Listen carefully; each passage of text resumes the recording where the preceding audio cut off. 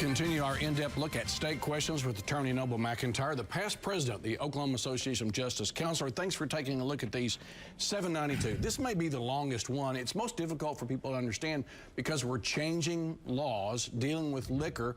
We have a long history of interesting liquor laws in Oklahoma. What's going to change if people vote for the proposal? You know, it's easier to describe what they're going to see differently. When you walk into a Walmart or a grocery store now, you walk down your aisles, and what you don't have is what you see in some other states, or if you travel overseas and go to Mexico, which are large aisles of liquor, wine, things like that, out in the aisle. You just don't see that. And if this law passes, that's what you're going to have now. You're going to have, when you walk into Walmart, you're going to have large aisles set up for alcohol sales. The liquor laws and whatnot have been in the Constitution forever. The interesting thing about this one, and interesting your analysis of this, we've seen some like the death penalty issue where it throws it into the courts.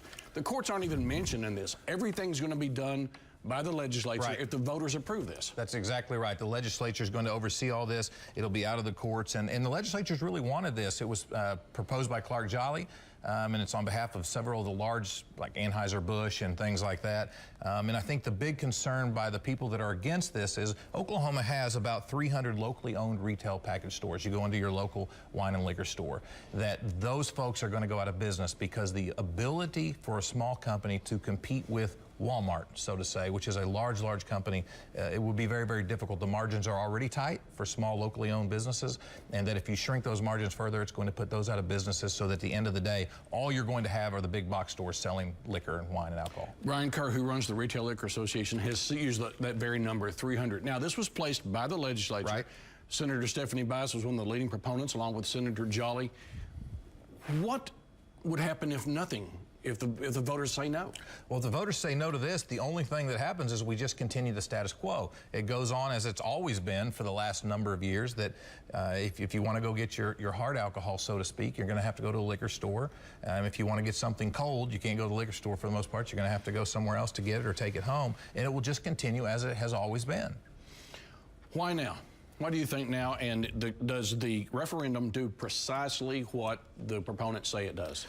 Well, I think it does do what the proponents say that it's going to do, in the sense that now you're going to be able to get full-strength alcohol, full-strength beer, and you're going to be able to get it on Sundays, and you're going to be able to get it cold, and that you'll have just a bigger distribution network. And I think that's their ultimate aim and their ultimate goal.